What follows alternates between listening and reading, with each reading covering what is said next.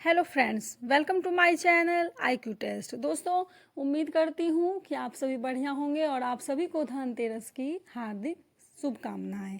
दोस्तों, उम्मीद करती हूँ कि ये जो क्लास है वो आपको पसंद आ रही है और आपने जो है अगर इससे पहले वाले वीडियो नहीं देखे हैं तो हमारे चैनल पर जाकर उसे भी देखें। मैंने जो है अभी तक में टोटल 10 जो है क्लासेस सिर्फ और सिर्फ इतिहास के रिवीजन सीरीज की चलाई है और ये हमारा 11वां इतिहास का ही एक सीरीज है जिसमें हम आज टॉप 30 प्रश्न करेंगे।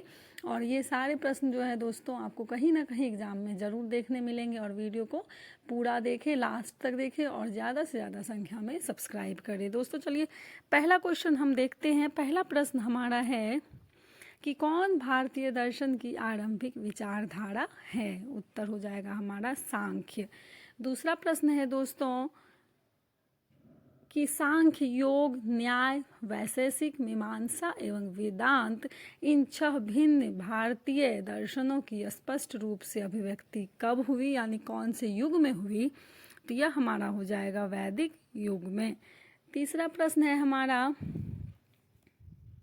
कि वह दस्तकारी कौन सी है जो आर्यों द्वारा व्यवहार में नहीं लाई गई थी? उत्तर हो जाएगा लुहार, यानी लुहारगिरी, जो कि आर्यों द्वारा प्रयोग नहीं की गई थी।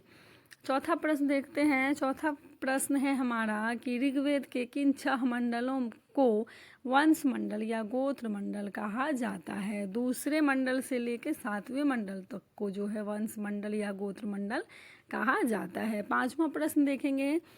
पांचवा प्रश्न है कि किस वेद में जादू टोना और वशीकरण का वर्णन है? उत्तर हो जाएगा अथर्ववेद। छठा प्रश्न है दोस्तों कि आर्य शब्द इंगित करता है, तो उत्तर श्रेष्ठ वंश को। सातवां प्रश्न है ऋग्वेद में कुल कितने मंडल है? तो हम सभी जानते हैं कि ऋग्वेद में 10 मंडल हैं। आठवां प्रश्न है आर्य भारत में संभवतः आए। आर्य यानी कि आर्य कहाँ से आए भारत में? तो उत्तर हो जाएगा मध्य एशिया से। अगला प्रश्न है दोस्तों कौन सा वेद अंशतः गद्य रूप में भी रचित है? तो यजुर्वेद। 10वां प्रश्न है हमारा कि सभा और समिति जो कि प्रजापति की 2 पुत्रियां थी उनका उल्लेख किस वेद में मिलता है? तो उत्तर हो जाएगा अथर्ववेद में। 11वां प्रश्न हमारा है कि ऋग्वैदिक युग की प्राचीनतम संस्थान कौन सी थी? तो उत्तर विदत।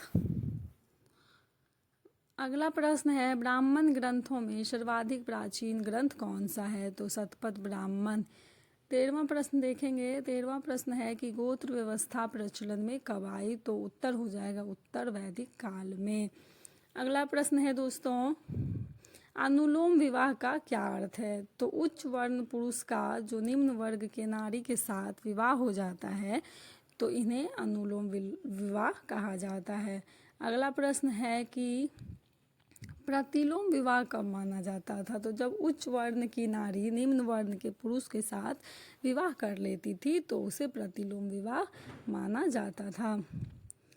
आगे है हमारा प्रश्न वैदिक युग में यव कहा जाता था? तो यव कहा जाता था जौ को। जौ जो कि एक अनाज है, हम सभी जानते हैं। अगला प्रश्न है व्रीहि शब्द किसके लिए प्रयुक्त हुआ है? तो उत्तर हो जाएगा चावल। 18वां प्रश्न है कि अथर्व का अर्थ है? तो उत्तर हो जाएगा पवित्र, जादू। अगला प्रश्न है कि प्राचीनतम व्याकरण जो अष्टाध्यायी है उनके रचनाकार कौन है? तो उत्तर हो जाएगा पाणिनि। अगला प्रश्न है हमारा दोस्तों कि कौन सी स्मृति प्राचीनतम है? तो उत्तर हो जाएगा मनु स्मृति। अगला प्रश्न है कि आदि काव्य की संज्ञा किसे दी जाती है? तो उत्तर हो जाएगा रामायण। 22वां प्रश्न देखते हैं दोस्तों प्राचीनतम पुराण है? तो उत्तर हो जाएगा मत्स्य पुराण।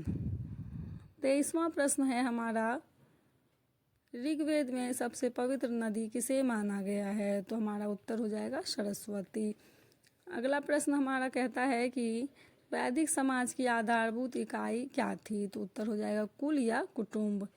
25वां प्रश्न है दोस्तों कि ऋग्वेद काल के प्रधान देवता कौन थे जिसकी स्तुति में 250 सूक्तों की रचना की गई थी? तो उत्तर हो जाएंगे इंद्र देवता। 26वां प्रश्न है, किस वेद में सभा को नरिष्ट अर्थात सामूहिक वाद विवाद या अनुउल्लंघनीय कहा गया है? तो उत्तर हो जाएगा अथर्ववेद। 27वां प्रश्न है हमारा कि किस रचना में नारी को सुरा और पांसा के साथ 3 प्रमुख बुराइयों में शामिल किया गया है? तो उत्तर हो जाएगा मैत्रायणी संहिता। 28वां प्रश्न है दोस्तों कि उत्तर वैदिक काल में किस देवता को सर्वोच्च स्थान प्राप्त था? तो उत्तर हो जाएगा प्रजापति। 29वां प्रश्न है दोस्तों कि संस्कारों की कुल संख्या कितनी है? तो इसका उत्तर है 16। दोस्तों आज के सीरीज का जो है लास्ट प्रश्न है हमारा, जो कि 30 नंबर का, वो है कि 3 ऋण कौन कौन से हैं? तो उत्तर हो जाएगा देव ऋण, पितृ ऋण और ऋषि ऋण। दोस्तों उम्मीद करती हूँ कि आज का ये सेशन, आज के ये क्वेश्चंस आपको इम्पोर्टेंट लगे होंगे। अगर आपको इम्पोर्टेंट लगे हैं तो लाइक शेयर एंड सब्सक्राइब जरूर करें और ज़्यादा से ज़्यादा संख्या में शेयर करें। Thanks for watching. मिलते हैं कल एक नई वीडियो के साथ, इतिहास के धमाकेदार प्रश्नों के साथ। तब तक के लिए थैंक यू।